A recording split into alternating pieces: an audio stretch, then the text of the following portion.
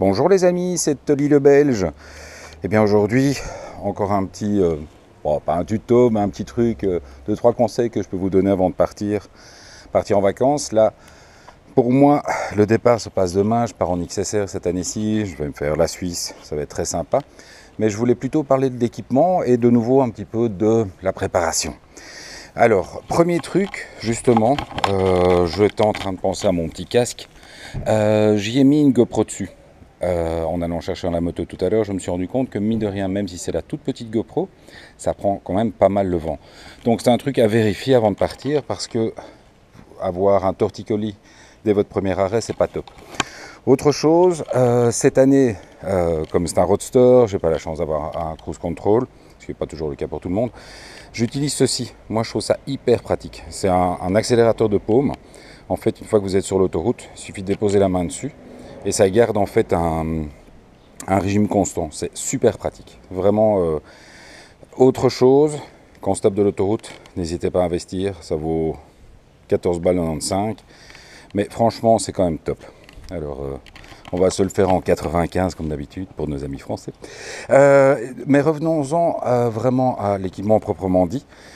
J'ai déjà remarqué que pas mal de motards partent équipés pour le Grand Nord. Alors qu'ils partent dans le sud ou en Espagne, en Italie, Portugal, sud de la France, etc. Là-bas, il fait chaud.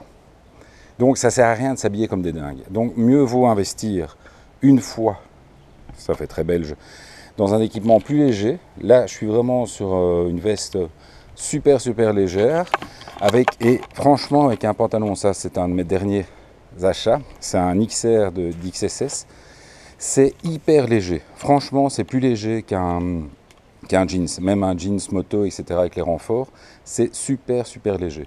Bon, ici, moi, dans le cas comme d'habitude, j'ai également mon airbag au-dessus qui ramène un peu de chaleur, mais par contre, qui a l'avantage, c'est qu'on puisse l'utiliser en laissant les ouvertures, enfin la tirette de la veste ouverte, puisque vous avez toutes les attaches sur l'airbag.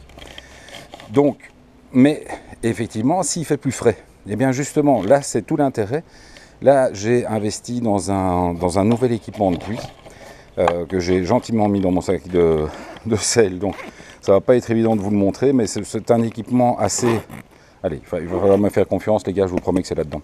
C'est un équipement assez épais et ça permet surtout, même si vous avez un peu froid, vous mettez la veste, enfin la surveste de pluie et vous aurez beaucoup moins froid puisque ça coupe le vent et c'est beaucoup plus agréable. Mais surtout, ça permet de voyager léger. Léger dans le sens où si vous avez une veste trop chaude, vous allez avoir tendance à l'enlever, vous allez me dire oui mais il y a des doublures.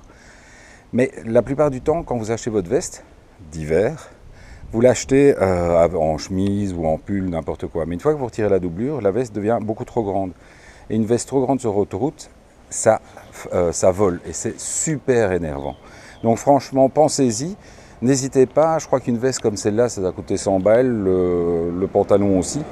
C'est un investissement certes, mais au moins comme ça, vous roulerez avec vos équipements.